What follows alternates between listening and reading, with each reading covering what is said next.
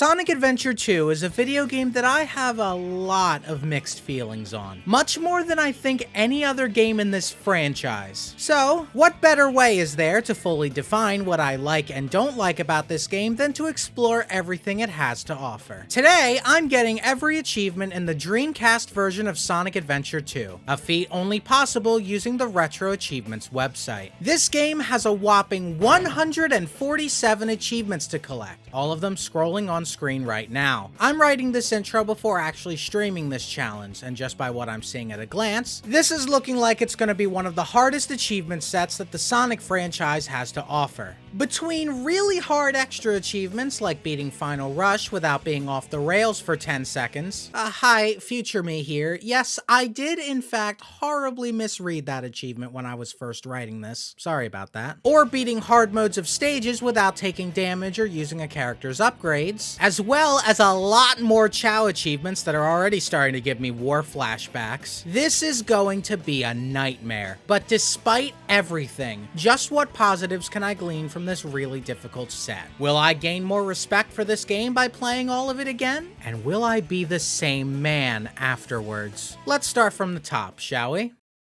So, much like a majority of people who play this game, the obvious place to start is City Escape. Halfway through the stage, I grabbed this Chao key. This is in order to get immediate access to the Chao Garden with a hero character, the reasoning for which will be apparent later. After beating City Escape and then making quick work of the boss that followed, I witnessed Eggman's magical floating crane before touching down on Wild Canyon and immediately quitting. That's right, I faked you out. We're playing the Dark Story first. This is for two reasons, one of which I'll describe a bit later, but the other reason? I don't like the Dark Story very much, and I want to get it out of the way as soon as possible. Sonic Adventure 2 is divided into three different types of stages: the speed stages, the mech stages, and the treasure hunting stages, each played with a different character. Mech stages like this one prioritize using your cannon to destroy enemies. In order to get a lot of points doing this though, you need to lock onto multiple enemies at one time, stringing together large combos of blasts, which will give you more bonus points. Why do you want bonus points exactly? Because the ranking system is back, actually making its debut in this game. And if you think for even a second that this system will be as forgiving as Sonic Heroes was, then you're about to be in for quite the kick in the balls. Unlike Sonic Heroes, where defeating enough enemies and beating the stage quickly was usually all it took for you to get an A rank, expecting the same to be the case here will result in you getting a B rank at best. Instead, the key to A ranks in Sonic Adventure 2 is leveraging the game's many opportunities for bonus points and squeezing them for all they're worth. The ways that you're able to do this depend on the type of stage you're playing. For the mech levels, the only thing that you should worry about is racking up as many big enemy combos as possible in order to get a bunch of bonus points. In most situations, 11 or more enemies is the amount you should aim to destroy at one time for the most points available in one combo, and the more you can min-max this, the better. By keeping all this in mind, I made it to the end of Iron Gate and not only got the A rank, but also the Iron Gate achievement for beating the stage.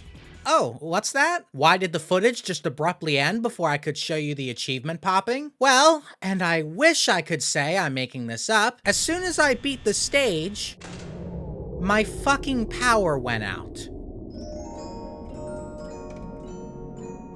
This worried me at first, as there was a chance that the achievement either wouldn't have popped at all, or something would have went wrong while it was sent off to the RetroAchievements servers. But thankfully, if I slow down the footage a little here, the achievement did have a chance to pop before my power cut, and when I checked the website with my phone data, I did see that the achievement went through. That's a relief, especially for someone as impatient as me. I did, of course, have to play through and make sure I get an A rank on Iron Gate again, but that was no big deal. And after that, I get the Hotshot GG achievement for beating Scorpion Troop's Hotshot without taking damage. Next up are the treasure hunting stages, whose bonus points are primarily obtained by finding the Master Emerald pieces as quickly as possible. If you try to do this normally, however, you'll find that this is pretty close to impossible, for reasons I'll detail in a moment. You get a good portion of Sonic Adventure 2's achievements just by beating a stage for the first time, and since I'd like to minimize repeating myself and also make this part of the video a little more interesting, let's make some people upset. To start things off, Iron Gate goes in C rank, and you'll soon find that most of the mech levels aren't going to make it past this tier for one simple reason. The mech controls suck big time. If you look at Gamma and Sonic Adventure 1, you'll find an example of how these mechs should have controlled. It's a genuine night and day difference in quality. The mechs in Adventure 2 are what happens if you take Gamma, make him a slow, clunky piece of shit that can't turn to save his life, give him longer, less engaging stages that are also somehow more frustrating, and make his lock-on noise more annoying. Okay, geez, I'll get my pizza rolls out of the microwave! Iron Gate is in C rank because it's one of the better mech levels, but that doesn't mean it's very good. It's a nice rush of adrenaline to blast through a military base, but the level design is not exactly the most inspired thing in the world, and it sort of blends together with the other mech levels once you play them all. It's okay, but nothing fantastic. As for Dry Lagoon, although it's not quite as good as Knuckles' counterpart level, it's still one of my favorite treasure hunting levels of the bunch. It's small, but it has plenty of memorable set pieces and is really fun to navigate. The turtle gimmick is a little annoying, honestly, but it's certainly creative, I'll give it that. However, I should note that pretty much all of the treasure hunting levels are marred by yet another design change from Adventure 1 that baffles me. I don't use this word often, but the radar in this game is an objective downgrade from Adventure 1, only being able to track one emerald piece at a time instead of all three. That means that you could be in the same room as the third emerald piece and completely miss it because this stupid radar didn't tell you about it. And that, in my opinion, is bad design. Sand Ocean is up next, and believe it or not, I think this is one of the best mech levels in the game. The platforming is really solid, if a bit samey. The few combos you're able to get makes for an engaging A rank, and the aesthetic is unique and really good looking. If every mech level were this good, I probably wouldn't think it's the worst playstyle of the main three, but alas. Radical Highway.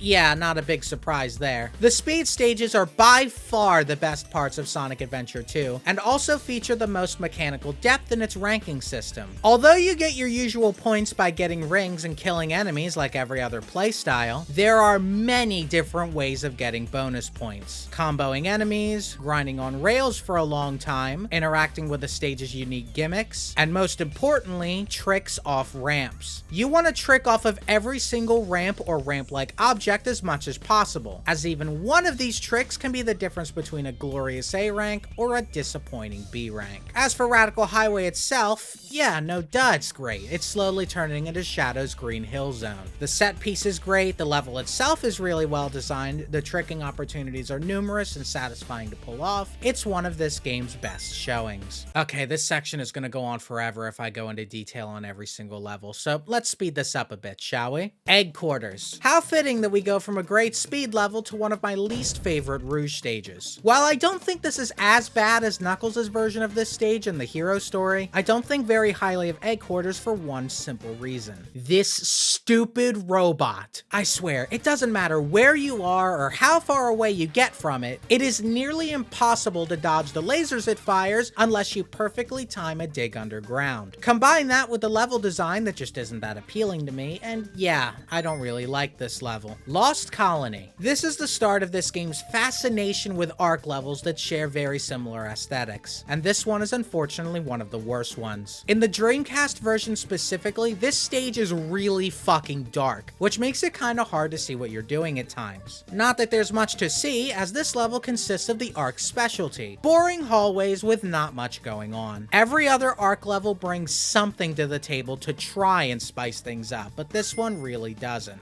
D rank. Weapons Bed. This is an okay mech level. It has a wide open area to run around in, lots of enemies to target, a decent song, but I generally view it as being just kinda there. Plus, these big enemies kinda suck, and I generally think Sand Ocean has better level design, so C rank. Security Hall. I fucking love this level, even through its shortcomings. The setting is exciting, the music is fucking incredible, the level isn't too confusing or too big, it's the perfect mix of fun and compact. Navigating the level can be a bit of a pain sometimes, especially since going to the top level can be a bit of a pace breaker, but other than that, it's still really fun. B rank. White Jungle. I've never been too wild about either White Jungle or Green Forest, honestly. They're just kind of there to me, nothing really stand out about them. They're still good levels, don't get me wrong, I just don't really have much to say about them. That being said, while I do think White Jungle has a better aesthetic than Green Forest, I think its level design is very slightly inferior.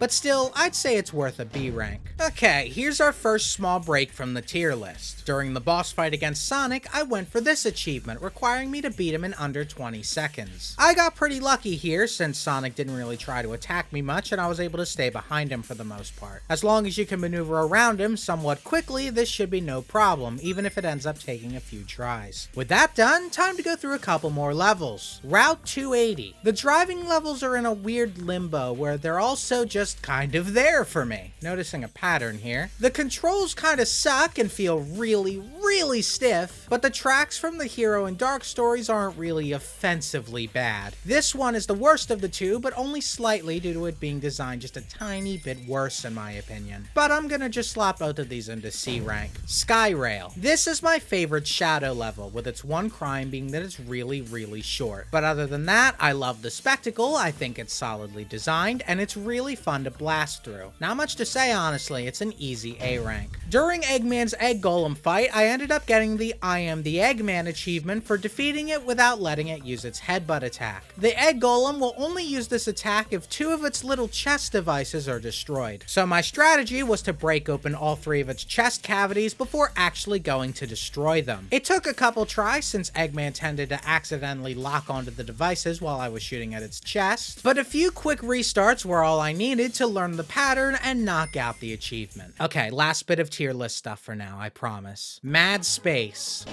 Yeah, this shouldn't even remotely be a surprise. The reversed hints are more annoying than they are endearing. The controls on some of these planets are absolutely anemic. Some of these pieces are really dumb, and it's overall not a very fun level. Now, is it the worst treasure hunting stage? My answer would surprisingly be no. It's not even the worst Dark Story level. In fact, Cosmic Wall. Are you ready?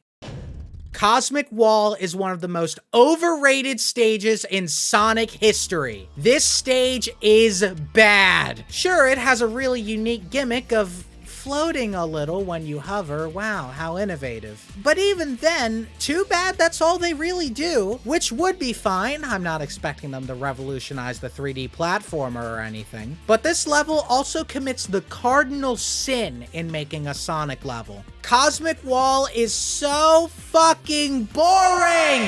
There's nothing going on here. This level has 3 distinct sections: floating platforms in space, an ascent up this huge shaft, and an on-rails section. They then repeat this entire cycle one more time, adding up to this stage being the longest level in the game. Really? This stage deserved to be 7 minutes long? A third of it is just copy and pasted platforms over and over again. Combine that with really annoying enemies like these stupid artificial chaos and a general lack of anything interesting in the other sections, and you have one of the worst levels in the game.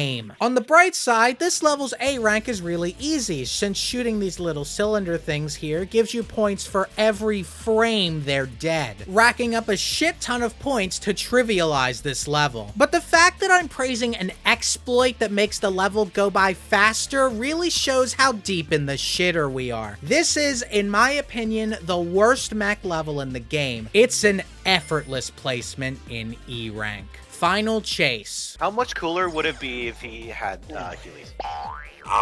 Right from the worst mech level in the game to the worst speed level in the game. These stupid barrels will test your commitment to the speed levels of Sonic Adventure 2, as they snap you jankily to them like a clingy child, fail to tether you to them when you desperately need them to, and generally make this level a pain to get through. Why did Shadow need this gimmick? What was wrong with just making a different version of Final Rush? Sure, it would have been a little lazy, but it would have been better than this, surely. Believe it or not, though, I'm still putting this level in C rank because I'd much rather play it than a lot of the mech and treasure hunting levels. That says a lot, doesn't it? So, with the dark story finished, I get I told you, I'm the ultimate, before then going back and getting all the A ranks I missed along the way. While doing this, I end up getting 2 more achievements. Keeping it dry is a fairly straightforward achievement that depends a lot on how lucky the pieces you get are. So all you really have to do is restart until you get a set that only needs you to use the turtle once. Meanwhile, the Phantom Thief achievement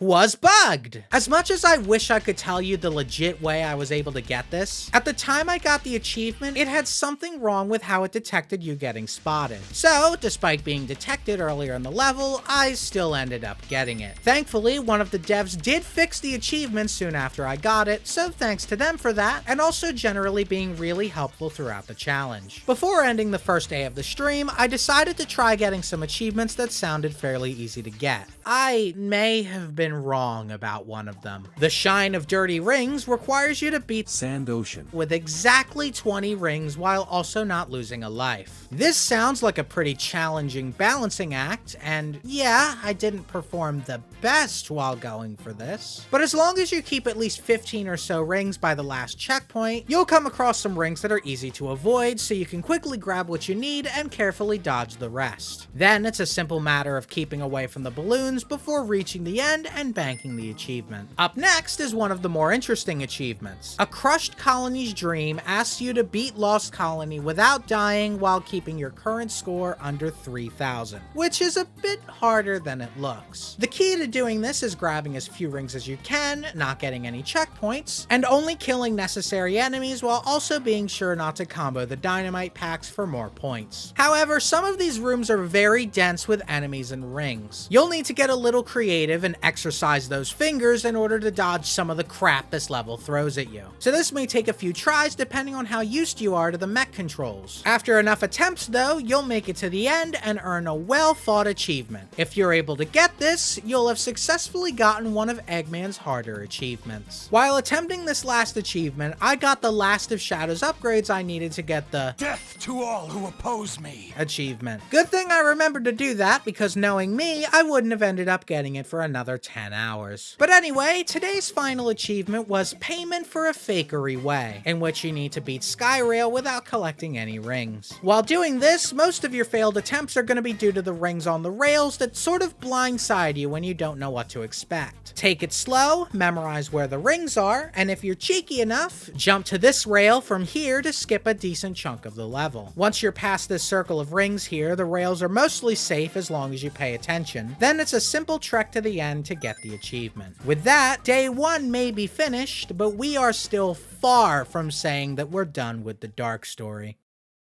Starting off day 2, I first went and got every upgrade that I missed for Eggman and Rouge. This got me the Mean Machine and Rouge the Treasure Hunter achievements. With that, it was time to begin what was easily going to be the biggest time sink of this entire run, the extra missions. Every level in Sonic Adventure 2 has 5 missions to not only complete, but get A ranks for. You complete the first mission just by playing the level in story mode, with the rest being unlocked afterwards. So now, the rest of my time in the dark story will be spent completing all of these extra missions, while also cleaning up the rest of the level-specific achievements. Thankfully, unlike Sonic Adventure 1, each of these extra missions are exactly the same for every character, with 2 key exceptions that I'll explain later. Mission 2 asks you to get 100 rings, with the A rank being determined by how fast you do it rather than how many points you get. This means that your goal in getting the A rank is to devise a route that minimizes the chances of bullshit as much as possible, which for me is apparently very much needed since I'm an idiot. Mission 3 is where you find the level's lost Chao, which is once again time-based. These are almost always hidden behind a level's Mystic Melody shrine, so getting that character's Mystic Melody upgrade is pretty much required, with an asterisk. Mission 4 tasks you with beating the level under a certain time limit. These missions, perplexingly, are still score-based, and thus their A ranks are basically no different from Mission 1. As such, I won't be talking about these very much. Mission 5 is a level's hard mode, mode, which might as well be renamed to bullshit enemy placement mode. These typically have higher or lower score requirements depending on how much more stuff they put in the levels, but it shouldn't make that much of a difference either way. By getting an A rank in all of these missions, you'll get an achievement per level you've aced, as well as getting an extra emblem for A ranking all of a character's missions. This, in case you can't tell, is a lot you have to do to 100% this game. This mission structure gets very repetitive. At least in Adventure 1, they tried to have some variety in each character's extra missions. By the end of these missions, I had spent about 16 hours just doing the A ranks for all the missions, which after some quick math comes out to about 41% of my total playtime. While I can attest that some of that can be attributed to skill issues, that's still insane. Thankfully, a decent amount of time was also dedicated to completing various different challenges put forth to me for achievements, so there was some stuff in here that broke up the monotony.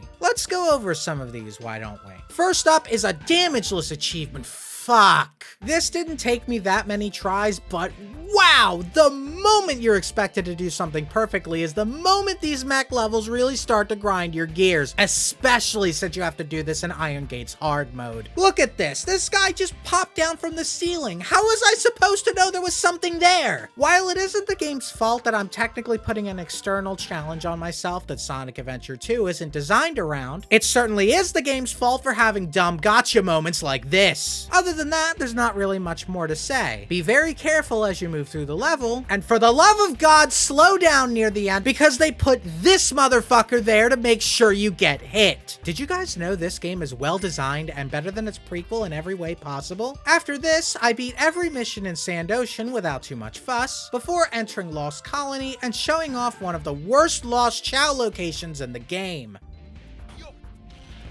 What's a weird mechanic?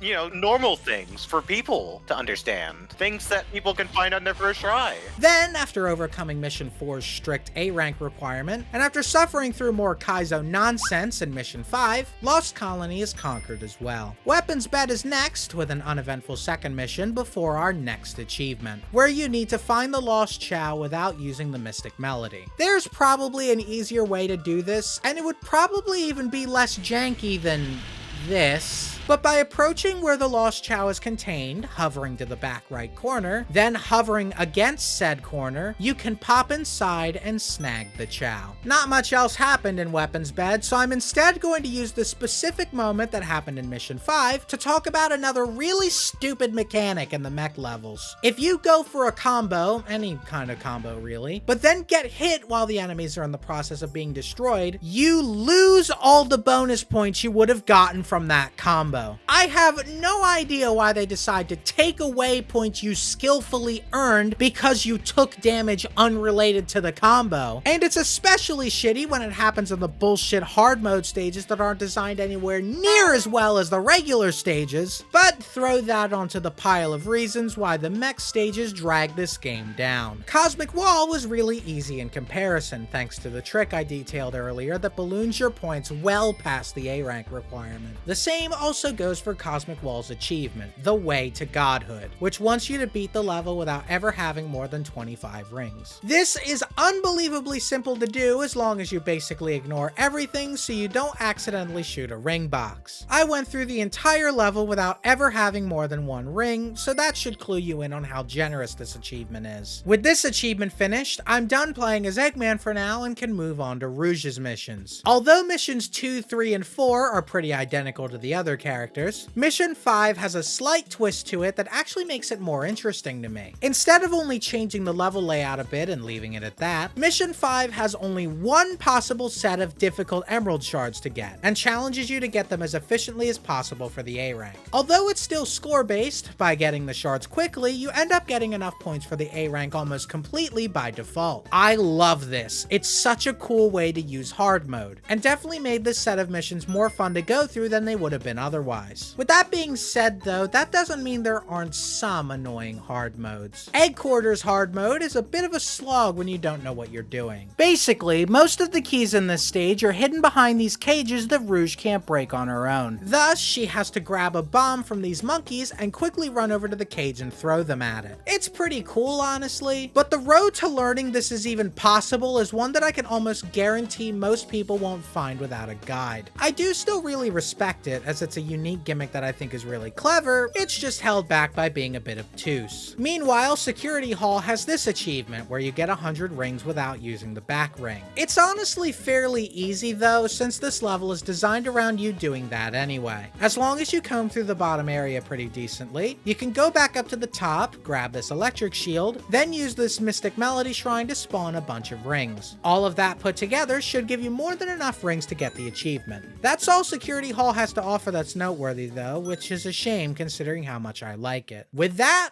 it's time to drive. The 2 car levels may have the same 2nd and 5th missions as the others, but their 3rd and 4th missions are completely different since, you know, it's kinda hard to find a lost Chao when you're going Mach 5. Mission 3 tasks you with not hitting any cars. I could say for a fact that this is really difficult, since not only are all accidents in this universe legally your fault, but each car seemingly comes equipped with an invisible force field that will count as an accident if you merely get too close to them. Truly, this technology is one of humanity's greatest inventions, as it stops horrible bats like Rouge from making perfectly legal maneuvers like this. What do you mean?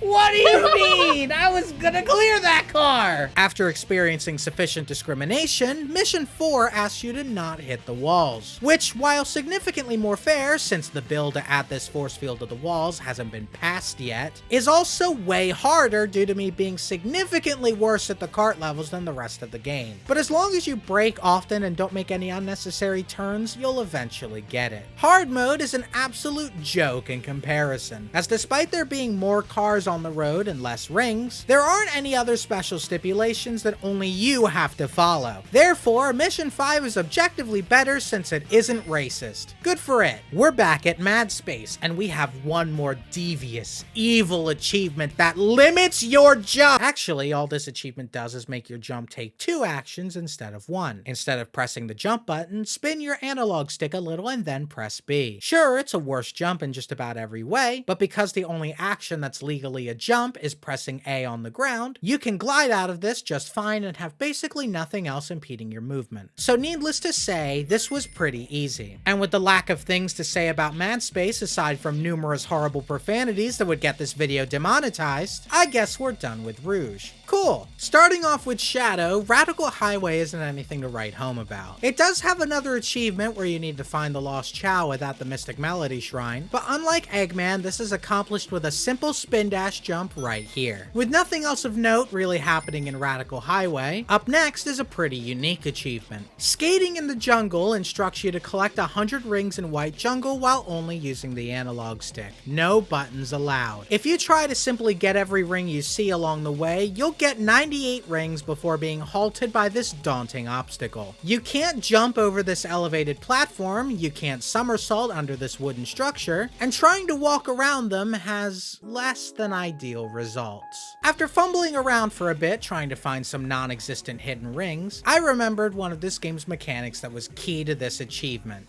the checkpoints. When you hit a checkpoint, you get different rewards that change depending on the number of rings you have. Here's the list of possible rewards according to the Sonic Wiki. As you might be able to notice, some of these rewards are extra rings. So by passing a checkpoint with 60 to 79 rings, we can get 20 rings from it and really boost our total. However, if you hit this checkpoint when you first see it, you'll only get a few rings due to your ring count being too low. Instead, if you maneuver around the checkpoint and get every ring you can from the loop, you'll have 65 rings. From there, running back through the loop and hitting the checkpoint will then give you the 20 extra rings you need to reach 100 rings before the roadblock and bank the achievement. This is a really fun and creative achievement. And believe it or not, this isn't even my favorite Shadow achievement. First though, I finish up White Jungle, despite it really not wanting me to. Nope. What? That was amazing. Yeah. I missed it. Damn. Fuck yeah. But little does White Jungle know, I've spent my entire life molded by jank in Sonic games. After a quick romp through Skyrail and quickly getting all of the A ranks from it, I do the same in Final Chase in order to both ace the level and get the Fighter for Darkness achievement for getting every A rank in the Dark Story levels. With that, I tackled what may be my favorite achievement in Sonic Adventure 2, a final test. Hurry to the Eclipse Cannon in Final Chase without touching more than 38 gravity barrels. Now, I must preface this by saying this achievement is absolutely coated in jank. Part of that can be attributed to the gravity barrels being unique in how they're programmed, but sometimes the counter will just randomly jump up by like 5 through no fault of your own, and that's genuinely pretty bullshit. However, we do have a reason for this. The developer of the achievement was watching me attempt it live, and upon voicing these concerns, he said, and I quote, "I didn't expect Sonic Adventure 2 to suck that much when it comes to object detection." I don't know what else you want me to say. This is just the perfect comment to describe this video game. However, I think that my views on this achievement are very similar to people's views on Adventure 2 as a whole. Despite all its weird, unrelenting jank, there's a really fun, freeing achievement in here that you can tackle in various different fun ways. I had an absolute blast routing this achievement out and trying to figure out just how many barrels you can save when you get a little creative. And you want to know the best part? You can die as many times as you need to without the fear of failing the achievement as long as you don't up the barrel count too much. Combine that with this achievement being fairly forgiving on the amount of barrels you actually need, and you have the recipe for an achievement that completely transforms this level for the better, in my opinion. Unfortunately, for the sake of not bogging down the video, I'm not going to detail my full run. However, not only will I be leaving a video of the full winning attempt in the description, but to make up for this, I'm going to give you a little bit of bonus knowledge. You're definitely going to want a lot of lives in order to properly attempt this achievement. So here's how I get 99 lives in the span of about 5 minutes. Go to Security Hall's second mission. Restart until you have 0 lives left and can't restart again. Grab a ring, then get hit by an enemy, making sure not to pick the ring back up. The back ring should appear over where you started. Climb up to the area above the back ring, where you'll see this fine gentleman. Run closer to where the back ring is and stand near the edge. Make sure the enemy sees you and starts to float closer to you. When the enemy is close enough, wait for it to release electricity, then jump into it at this specific angle. Rouge will die horribly, but if you get the angle right, she will land right on top of the back ring. This seemingly underflows your live count to get it to 99 lives, but don't leave the level just yet. Repeat this exact process one more time. For some reason, the game doesn't actually read your current life counter as 99, so if you die at this point, you'll still get a game over. By doing this process again, this will seemingly underflow the life counter again and make it actually 99. Beat the 100 ring mission like normal so that the game saves, and now your lives will stick. Have fun with your huge pile of lives.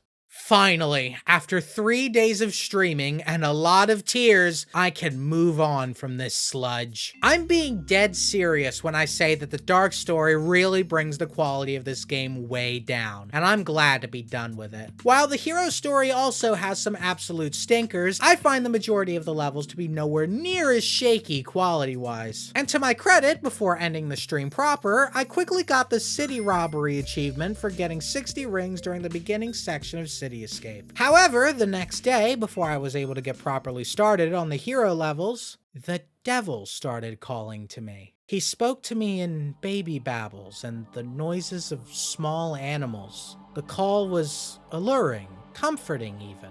Maybe this time will be different. Maybe I'll actually have fun? There's only one way to find out, isn't there? Okay, so I teased something rather satanic, and I hate to be the one to burst your guys' bubbles, but the Chao Garden lasted a single 5.5 hour stream. Yeah, after that, it was completely done with no need to go back to it. But how might that be possible? If you remember from my Sonic Adventure 1 video, the Chao Garden added about an extra 10 hours of playtime and almost made me lose my mind entirely. What exactly changed between these two games that made that much of a difference? Well, let's see.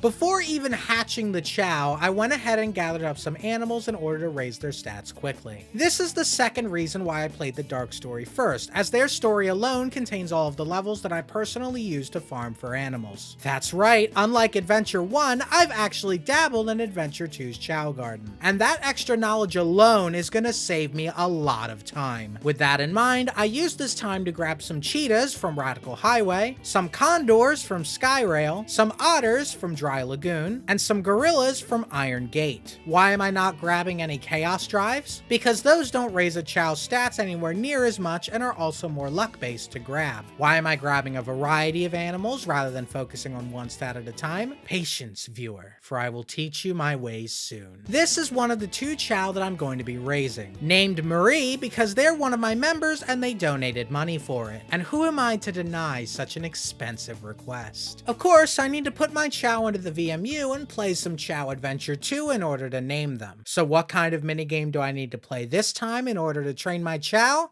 None. As far as I could tell, there was no easy minigame you could repeat to raise a Chao's stats in Chao Adventure 2. In fact, even if there was one, for some reason they removed the functionality to feed your Chao from within Chao Adventure 2. And even if there was a way to do that, fruit has been utterly gutted in Chao Adventure 2. There are now only 4 types of fruit, and all of them only offer minimal stamina increases, something you can already get from the fruit in the Chao Garden. While you can still go on an adventure with your Chao and potentially get some kind of stat boost from that, this is now more inefficient than ever thanks to several changes to the Chao Garden that speed training up significantly. So yeah, way to turn a cool novelty into something entirely worthless. Back to the Chao Garden now with animals in hand. You might be thinking I'm gonna give Marie all of my animals and then go back to the levels to get some more. However, lest you forget, Sonic Adventure 2 is a janky video game, and some of its jank can be weaponized to our advantage. Unlike Sonic Adventure 1, Sonic Adventure 2 has a really useful exploit that lets you use animals on a Chao over and over again to boost their stats up. By standing a small distance away from a Chao and putting the animal down in front of them, the Chao will take the stats of the animal without actually taking the animal itself, keeping the animal unused and letting you pick it up again. So, get your Chao into a corner, then get into the right position, and you can just stand there pressing B for as long as you need for your Chao to become an absolute powerhouse. Needless to say, this exploit is an absolute godsend, taking a process that would usually be a several hour long endeavor and turning it into a 42-minute long grind, which is a conversion that I can absolutely get behind. After giving my Chao a good amount of animals, it absolutely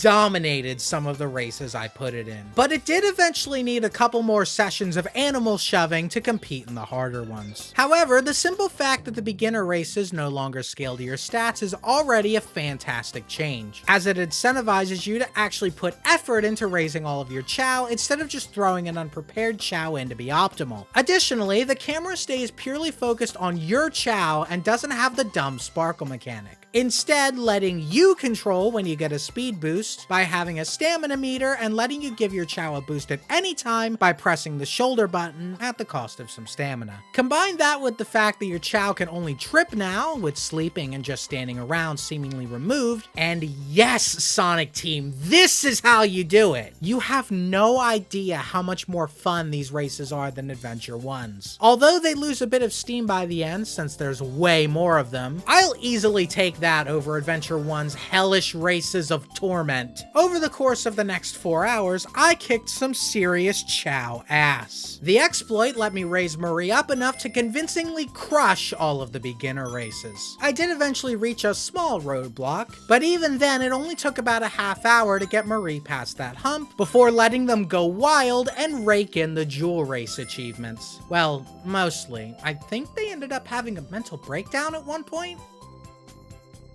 What are you doing? You're waiting your turn? What are you doing? What is he doing? Is he broken?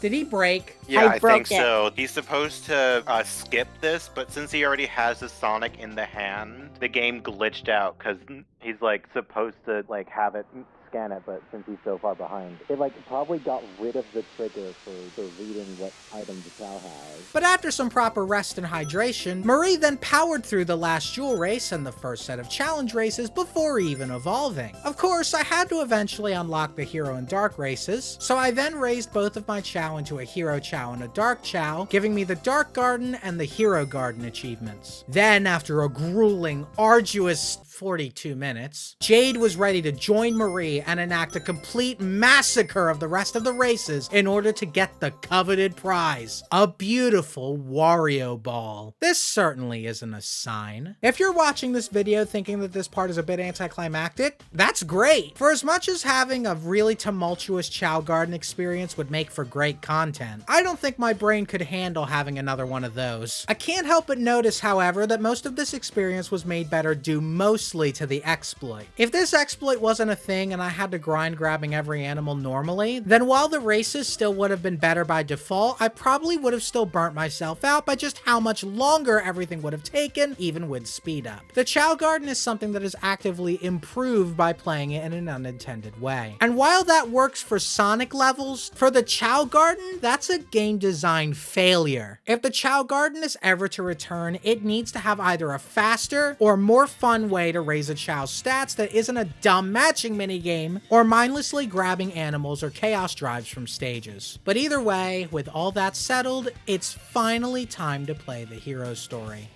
And also to subject you to the next phase of the tier list. Hope you're ready, because this is gonna be a long one. City Escape. I know I already beat this level earlier, but just let me share my thoughts relatively coherently, okay? Although this isn't my favorite speed level, it's pretty high up there. It's clearly the level that Sonic Team wanted to showcase the most from this game, and there's only so many times I could say something has good level design before it gets old. It's a classic for a reason, easy A rank. Wild Canyon. This is basically the same idea as Rouge's Dry Lagoon, but I think it's a bit better since it lacks the dumb turtle gimmick and is overall just more fun to traverse. B rank. Prison Lane. Prison Lane is very, very similar to Iron Gate. It feels like it reuses a lot more assets and level set pieces than most other levels in this game, and unfortunately, I feel like this is inferior to Iron Gate in a lot of ways. The elevator section goes from an annoying but skippable moment with the right upgrade to an unskippable pace breaker. Prison Lane generally lacks most of the spectacle that Iron Gate had, and it overall feels like an afterthought. It does have something over Iron Gate though, and that's its music. Oh my god.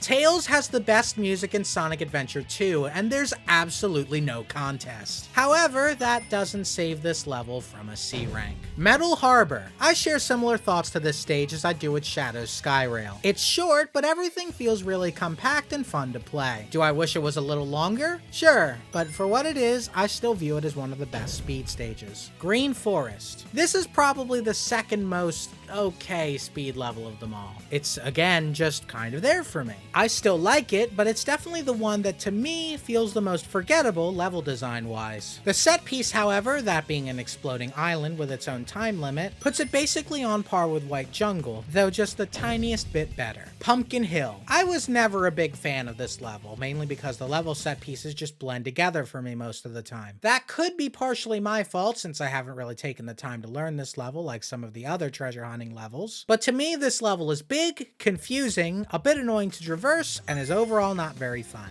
D rank. Mission Street. This is the best mech level in the game, and I'm not even gonna pretend to not be biased about it because it's mainly for one reason: the music.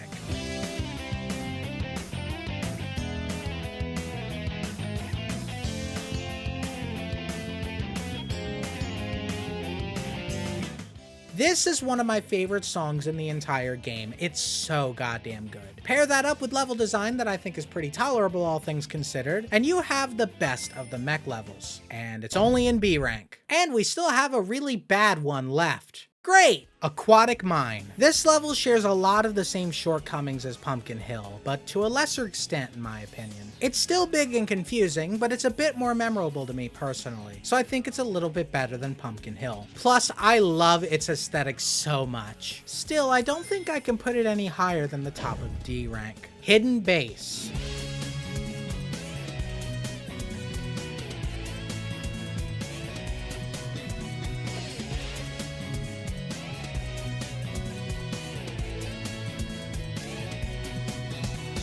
This is just an okay level to me. While I dig the music like usual, and I generally think the Sand Themes levels are pretty neat, this is unfortunately the weakest of the bunch. I'm still going to give it a high C rank though, because it's merely okay rather than being outright bad. Pyramid Cave. This is a very similar case to Hidden Base honestly, where it's still a good level and is deserving of a low B rank, but compared to the other Sonic levels it feels sort of lackluster. The whole gimmick of picking up objects to act as keys slows the level down to a crawl, which I don't really like, and some of the obstacles are just kind of underwhelming. If Final Chase wasn't as janky as it was, this would probably be my least favorite speed level. Death Chamber. This, in my opinion, is not only the absolute worst treasure hunting stage in the game, but it's my pick for the worst overall stage in Sonic Adventure 2. This level is huge, and while it's neatly divided into a few distinct sections, navigating to these sections really messes with the pacing. To me, it's the least fun level to navigate in the game due to the busted radar making it possible to pass right by pieces and having to backtrack for them. And that should say a lot considering some of the garbage I've had to sift through so far. Easy E rank. I'm surprised I even enjoyed Cosmic Wall more than this. After Death Chamber, Knuckles fights against this random ghost, and in order to get the very creatively named King Boom Boo Challenge achievement, I have to make sure I don't get noticed by him. This is fairly easy as long as you keep an ear out for his sound cues. When you hear him stop throwing fireballs and sort of breathe in,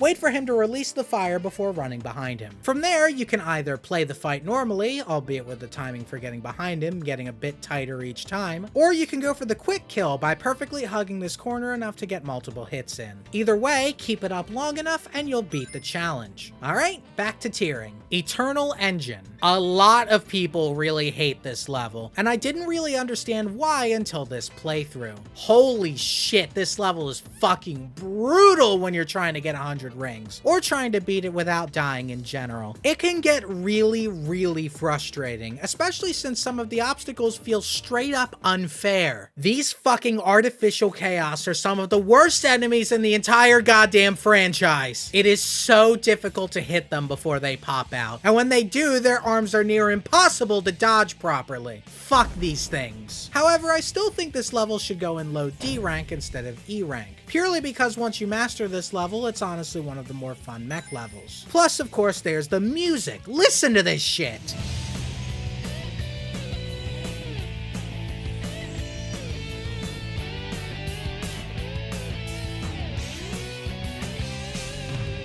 I can't really ignore how much of a chore it is to learn this level though, thus why it's my least favorite Tails level. Meteor Herd. This is my favorite treasure hunting stage, to the point where I think this level deserves a low A rank. I know, I'm surprised too. This level has two main flaws, those being these random meteors that are really annoying to dodge sometimes, and this level's size making it a bit of a pain to get higher pieces, kinda similar to Security Hall actually. However, these are two flaws I can easily overlook because this level's aesthetic and layout really save it. Not only is the stage really nice looking, but drilling down from the top of the stage down to the bottom is so satisfying that it single-handedly makes climbing the stage worth it. And once again, the music is an absolute bop.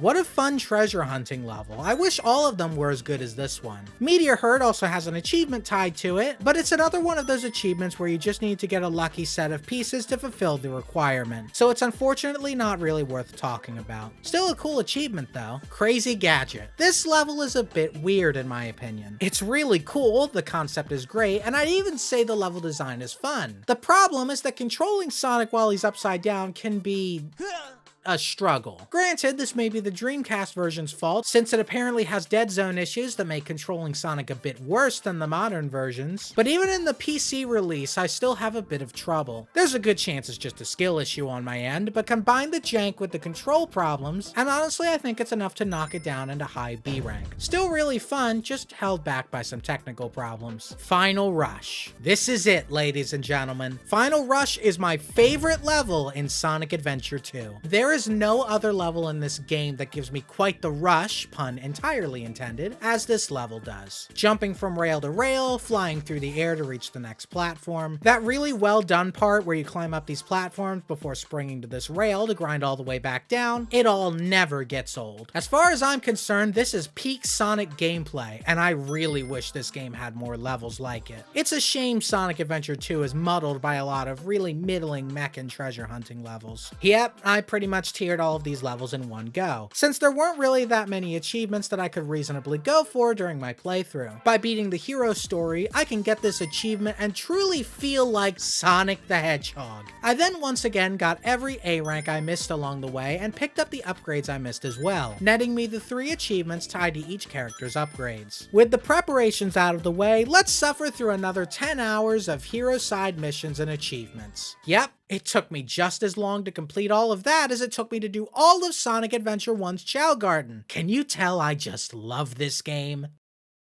We're starting this off with Tails, in which Prison Lane immediately has a relatively easy achievement to get. This is pretty similar to Eggman's version of this achievement in Lost Colony, but made a bit more generous since there are a lot of required enemies in this stage. So just avoid everything you can, and if you have to kill something, make sure you don't combo 2 or more enemies together so you avoid getting more points. These are probably some of the easier achievements in the set, but that might just be because I've been playing this game for a while now. What isn't easy is our next achievement. Not acing Prison Lane, that was fairly straightforward. No, the offender here is reaching for the stars, where you need to beat Mission Street without hovering more than 3 times. This took a good bit to route out, not only because this game is really well designed, but also because one of the jumps you have to make is really precise. Pass the first tunnel in order to save a hover, run forward and make sure not to slow down at all. Then right when the platform starts to drop, jump across to the other side. The rest is fairly straightforward. Stay off to the side during this part so you don't get hit and end up wasting a hover. Use one of your hovers here to get past this pit. Use another one here to cross this even bigger pit. Use your last hover to cross this really small pit that I swear looks possible for you to just jump across. It's not, trust me. Be very careful and run along the edge here, making sure not to slow down so you can cross this without hovering. Then clench the fuck up here as you hold upright to hopefully make it up this slant. Past this part with the shifting platforms, there's nothing but solid ground ahead, so you should be home free. That was a fun achievement. I hope I never have to do it again. After a casual romp through what's probably one of the worst 100 ring missions in the game, I aced the rest of Mission Street no problem. Then, with no more driving achievements yet, I blast through Route 101's missions, but not before a few close calls with the Don't Hit the Wall mission. But other than that, it was fine, I think. Hey, want to see why this game is better than its prequel? Nope. What? Secretly, that pillar has a hand that just smacked you down. Unfortunately, what you just witnessed there is infinitely more interesting than anything I have to say about Hide Them Points, which is another achievement where you have to reach the goal with less than a certain amount of points. I guess if I can say that Sonic Adventure 2 is better than anything, it's my script writing. Although even that is brought into question because I'm pretty sure my script writing is way better than anything Eternal Engine has to offer. My beef this time isn't with the achievement. In fact, Eternally Cursed is actually really easy since it only requires you to beat the level without ever having more than 5 rings. And hey, most players are gonna accomplish that no problem anyway. No, right after this, I had to do the 100 ring mission. And for the reasons I showed you before, this mission blows. There is so much shit that you have to keep on top of, including making sure you grab every single ring you see because this level is stingy with them. Alongside the bad level design and also having to deal with Satan himself in the form of these artificial bastards, this This was torture. I did eventually get it, but my god was it not fun. Some of these levels were really not designed with Sonic Adventure 2's mission structure in mind. Eternal Engine took almost an hour and a half to ace. Also mostly owed to hard mode being its own pile of misery. But I don't want this video to drag on too much, so let's move on to Knuckles. Knuckles missions are an absolute breeze to get through in comparison to Tails for similar reasons as Rouge. As such, because I can already tell I've repeated myself way too much in this video, and so far this recording has taken over an hour and a half and my throat hurts, let's rapid fire these achievements. Keep it rough and wild. Beat Wild Canyon without touching the ground more than 5 times. I did this on my first try, but if I didn't, this achievement would just be a case of resetting until I get a set of pieces that lets me do this easily. I then aced Wild Canyon. Sensing the Chao in his feet, find Pumpkin Hill's lost Chao without using the Mystic Melody. Hit this spring near where the Mystic Melody shrine is, and you'll get enough height to make it to the Chao without the shrine. Also, Pumpkin Hill's hard mode has a shard which in order to reach, you need to battle this jank so you could stay still up there long enough to use the sunglasses. I don't know if this is actually what you need to do, but this looks funny, so I'm including it. I then aced Pumpkin Hill shortly after. Tore through the mines, collect 100 rings in Aquatic Mine without using the back ring. I assume most people would do this on their first 100% playthrough anyway, so this is pretty trivial. Just ignore the fact that it took me over 9 minutes to do this. I then aced Aquatic Mine. Come Sweet Death. It's another one of those achievements where your jump button is 2 buttons instead of 1. It's not hard, you just need to restart if you come across a set that makes this unreasonably difficult. I then aced Death Chamber. If this is getting repetitive to you, imagine actually playing it. Thankfully, that repetitiveness ends here since I already did Meteor Herd's achievement earlier, so after acing it, we're done with Knuckles and can move on to Sonic. Starting off with City Escape, I already did this level's dedicated achievement a bit earlier. So instead, after doing the 100 ring mission, I used the Lost Chao mission in order to get Sonic the Ring Hog. This requires you to max out the ring counter, so I run through City Escape a few times while getting all the rings I can. There are probably much faster ways to do this, but since City Escape gives you quite a few shields, I figured this would be way safer to cut back on the amount of retries I had to do. I'll gladly take a few extra minutes of work if it means I save myself some pain. Now, will I stick to this philosophy in the future? Anyway, ooh, look at the shiny achievement. Up next, we have a contender for one of the best achievement names on RetroAchievements. Spare change in exchange for an explosive arrange, god, it's even fun to say, asks you to beat Metal Harbor without getting any rings. There are 2 main tricks you have to do to pull this off, both of them dodging the Lightspeed dashes. For the first one, go up to where you got the Lightspeed dash upgrade, bounce up here, then spin dash jump across to the other side. For the second one, use the Mystic Melody Shrine to get over to this platform, then spin dash jump back over to the right. After that, as long as you're careful during the snowboarding part of the end, the rest should be easy. Metal Harbor did try to stop me from acing it.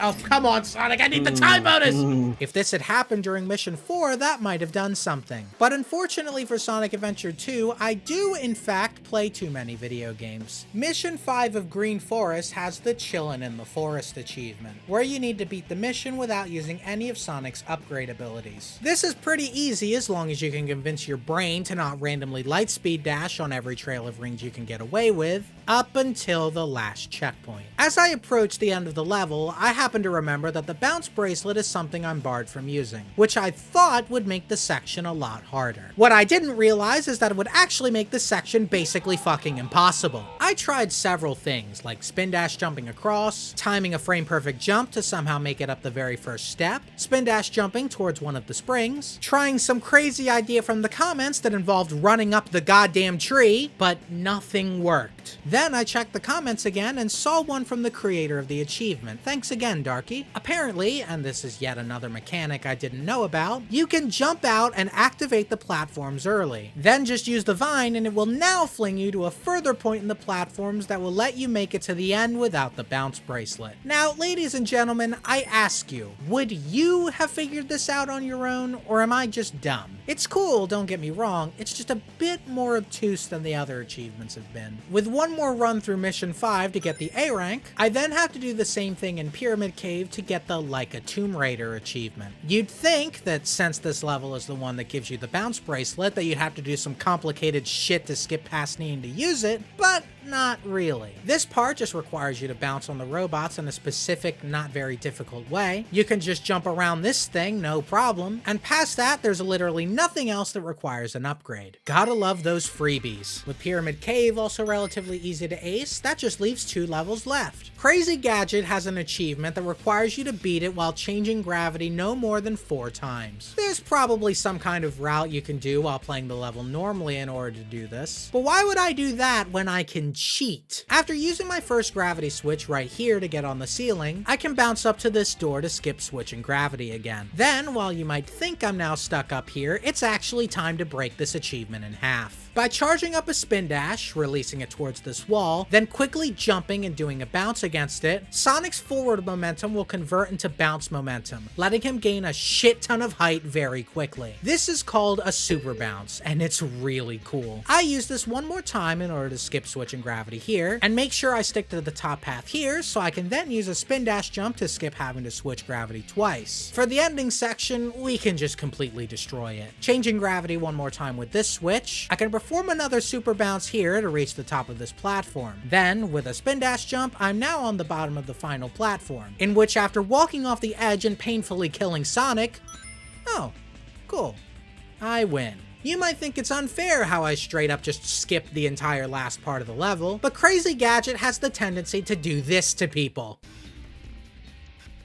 Oh, What? Oh, Oh, What? I see. Yeah, I would say my skips are entirely justified. So, after properly putting this level in its place, it's time for the final level achievement, the Blue Monster on Rails. And it's unfortunately a little anticlimactic. You need to beat Final Rush while never being off the rails or being chased by the space junk at the end for more than 10 seconds. And in case you didn't know, Final Rush's entire level gimmick is designed around being on the rails as much as possible. There's not really much advice I can give here aside from just get on the rails quickly, dummy. And as long as you don't wobble too much while holding a spin dash through the final part, you should be fine there. Unless you're me and miss the achievement by 8 fucking frames. Keep all this in mind and you'll eventually bag the achievement after enough practice. Then, after 4 more missions, you too can ace Final Rush before getting the Hero Side Emblems achievement for beating all of the Hero Side missions. So, this sounds like a fantastic spot to end the stream, especially after doing it for over 5 hours, right? You'd think, but apparently Fate had other plans. Darky Andreas, one of the achievement devs I mentioned earlier, wanted me to test the DLC while he was still in chat. Now, I don't know what kind of spidey sense of his started tingling at that moment, but it's a damn good reason he said that since the DLC didn't work for some reason. Whenever I would load into one of the DLC courses, the entire emulator would just crash and kick me back to RetroArch. We initially thought it was because I hadn't cleared the kart races, since the DLC courses said something about me needing to do that, so maybe one of the checks for that broke or something. I figured it was worth a shot, so I went ahead and did that, aiming for some achievements while I was at it. So now is the perfect time for me to say that kart racing in this game kinda sucks. It's clear that it was definitely an afterthought for the developers due to how blatantly undercooked it is. The controls are really stiff, the tracks are kinda bland, they look and sometimes act really janky, and some of these races are absolutely terrible. More on that later. I'm not really one that likes to say this a lot, but why was this mode made? This game desperately needed more polish in the areas that mattered, like, I don't know, the main fucking game? It's just so unfortunate. So, after getting 2 achievements for beating beginner and standard mode under a certain time, and then at least getting the emblem for expert mode, I can proudly proclaim that that was not the issue. So that means that I spectacularly wasted my time getting achievements I didn't need to. Fantastic! I definitely contemplated my life choices upon going to bed that night.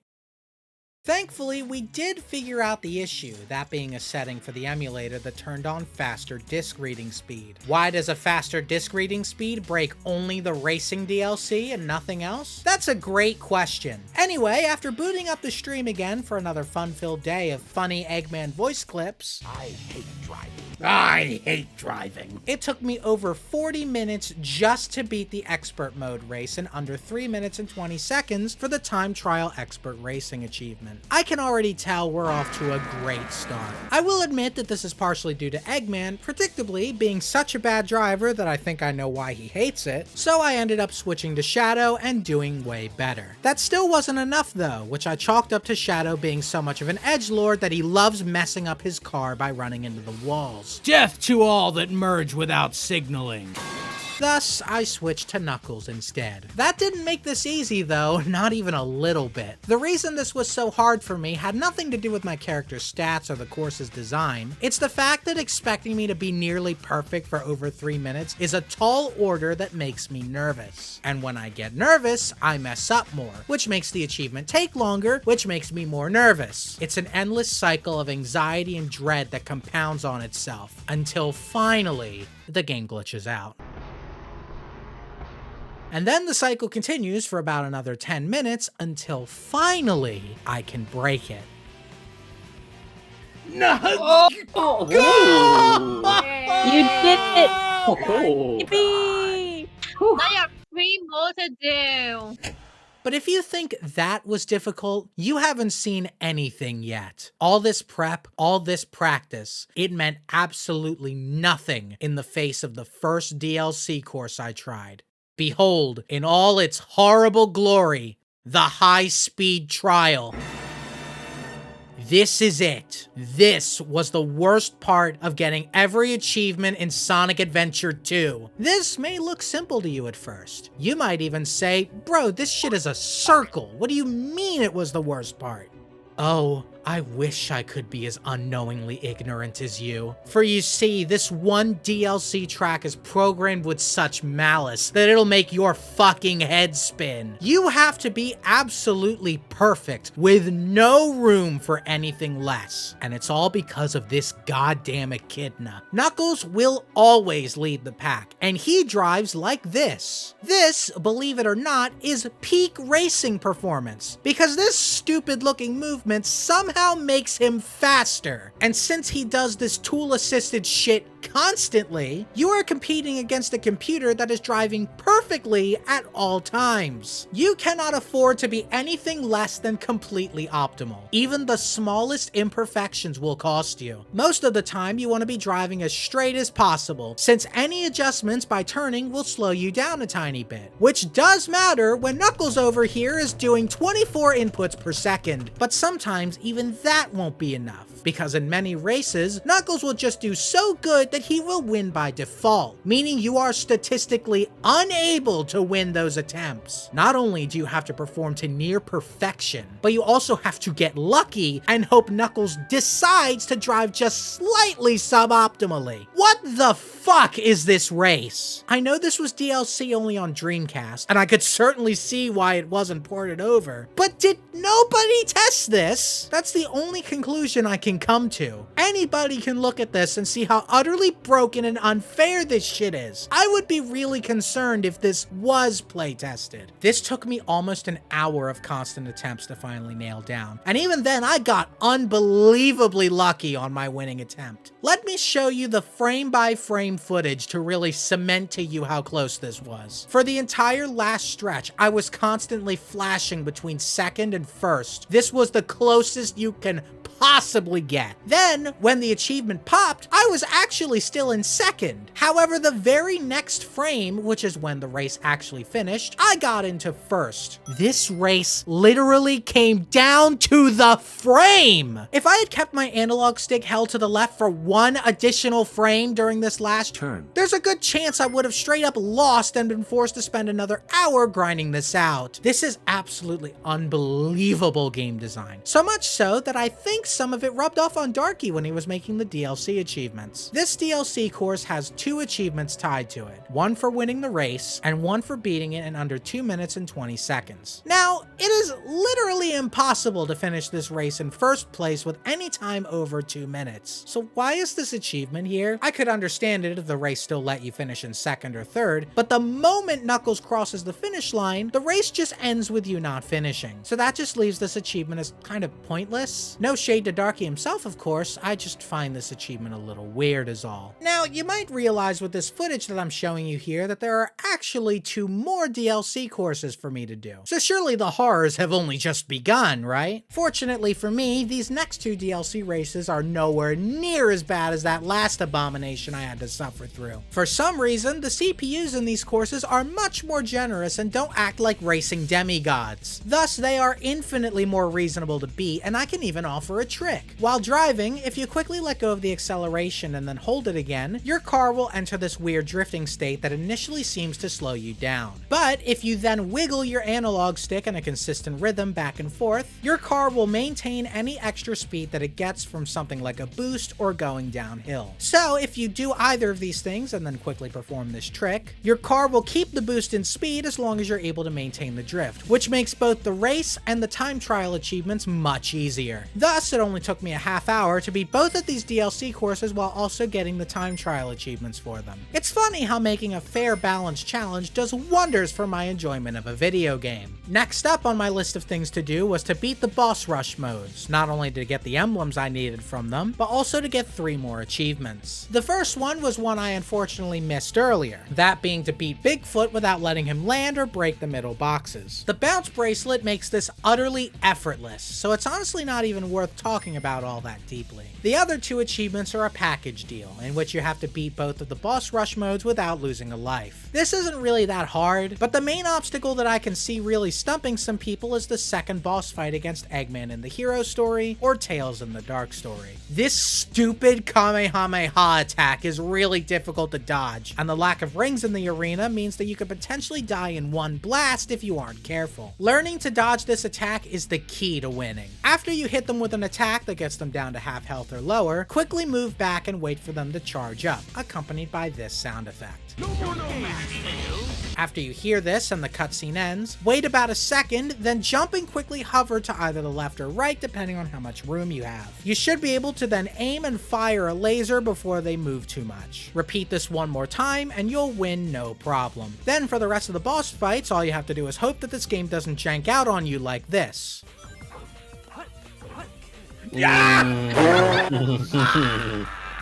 It was me, Barry. I was the one who was spotted. Or this. Where am I? What happened? Come on! Why? But other than that, you're golden. With enough trial and error, I managed to beat both of the boss rushes and get both of the achievements. Now, you might be wondering why I didn't wait until after I had beaten the last story so I could have just done everything all at once. So, off we go to the last story. We've got one more level to beat, so you know what time it is. Cannon's Core. For as much as I love this level, and how cool of an idea it is to have everybody team up to go through one giant gauntlet, the fact that it's yet another arc level with not much different about it for the first 2 sections really brings it down for me. I'm going to be nicer to it than I otherwise would, since once you're past the shorter mech sections, the level really diverges from the usual arc shenanigans, and turns into an actually fun, if kinda slow, water level. Then, of course, Sonic's section, while unremarkable compared to his other levels, is a highlight as well. I'm going to say this level is a high B rank, but the mech sections could have used more to make them better. With this level finished and the Cannon's Core achievement achieved, Shadow walks up to the Bio Lizard and just absolutely fucking harasses it with homing attacks until it finally gives up. Sonic and Shadow then spread butter all over each other until they can breathe in space, blowing up the giant lizard because they haven't harassed it enough apparently. Then Shadow realizes too late that he's allergic to butter and dies. Sayonara, Shadow the Hedgehog. Or at least it would be sayonara if Sega didn't have toys to sell. With that, I get the final story achievement, and the end of the challenge is drawing closer. The next day of streaming, that being day 9, was the final stream for Sonic Adventure 2. Let's end this on a high note. Unfortunately, Cannon's Core didn't have any kind of extra achievements to get, so my full focus was on getting an A rank on all of the missions. This ended up taking a little over an hour to do, since not only did I miss the A rank on the first mission when I played it initially, but some of these, especially the 100 ring mission, are brutal. However, once again to keep this video a little bit concise, I'll just say that I eventually got every A rank and aced Cannon's Core. Afterwards, I dipped back into the boss rush mode in order to get the emblem for beating every boss in all 3 stories. There's no extra achievement to get here either, rather there's a quite dedicated fox that will do literally anything but attack me. I respect the tenacity. With one more romp through the bosses, I get the last emblem I need to have all 180, netting me the Congrats, You're a Legend achievement, and unlocking a bonus level on the stage select map. So, one more time, Green Hill Zone. This level isn't on this particular tier list, so I'm just gonna... there. That'll do it. Here's the final tier list. Honestly, for a bonus level, this is really well put together. They adapted Green Hill really well in my opinion, and for being the first adaptation they've done, it's honestly impressive that it's still one of my favorites to this day. It can be a little clunky in places, like Sonic embracing the Call of the Void while homing attacking some of the fish, but those are minor in the grand scheme of things. What a great first attempt. Beating this level lets me earn the Green Hill achievement, but you know we're not done yet. While the game doesn't really give you anything for getting an A rank on Green Hill, RetroAchievements certainly does. And it was here that I learned that this stage is really hard to A rank. No matter what combinations of enemies, rings, and time I threw together in the melting pot, there seemed to be no clear strategy to getting that elusive A rank. What could I have missed? I spent the whole game reacquainting myself with how the score system works, doing all sorts of things to boost my score and get enough points. How was this level defeating me so thoroughly? Well, as it turns out, it came down to yet another obscure mechanic that I didn't know about until this playthrough. By grabbing this invincibility monitor near the start of the level, the points you get from destroying enemies is doubled until it runs out. After destroying as many enemies as I could with it, this gave me just enough points to make up the difference. I'm really mixed on this inclusion, honestly, but at this point I can respect it. It's a really neat detail, I just wish it wasn't absolutely required, you know? With that done, we're just about finished. But there's one group of achievements that I've been keeping from you since the start of the video, a group that I figured would be best saved until the very end. Each character has a Chao Explorer achievement, where you need to find each of the Chao boxes and their levels in one play session. Given the nature of the achievements, I figured I'd not only get them all at once, but make that process this video's montage. Now, while I was writing this script, I was mulling over exactly what song I should use for it. Should it be something else from Sonic, a different franchise entirely maybe? But then I realized, for all my mixed feelings about Sonic Adventure 2, the music is the one thing I can say for sure that it got absolutely right. And that's when I also realized it couldn't really be any other song.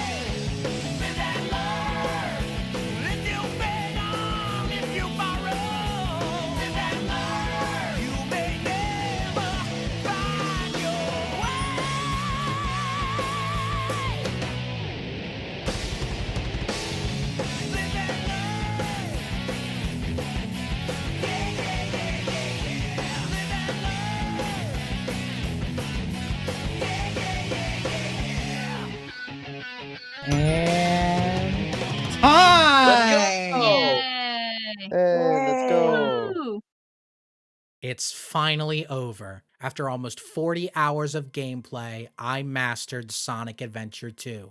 I have a lot of thoughts, so let's start with the game itself.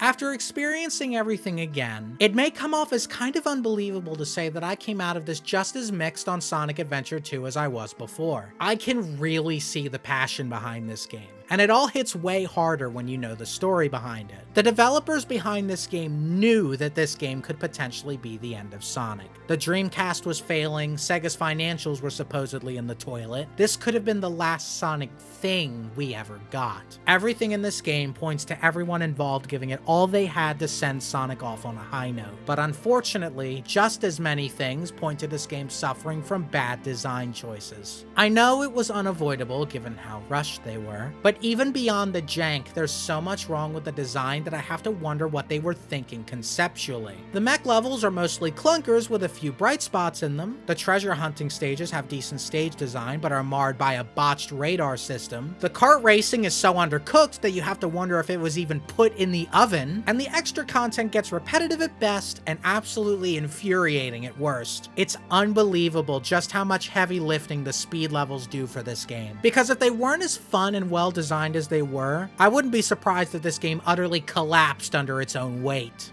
But even with all this shit going against it, it really speaks to the positives of Sonic Adventure 2 when I can still say this game is a fun time. It somehow manages to come together in a way that makes it a joy to replay despite its shortcomings. It's not one of my absolute favorites. I'd say Sonic Adventure 1 and a lot of 3D Sonic games coming up are better than it, but I respect what it accomplishes. I'm glad it was made, and I hope we can get another adventure game that improves its bad qualities while expanding on everything it does right.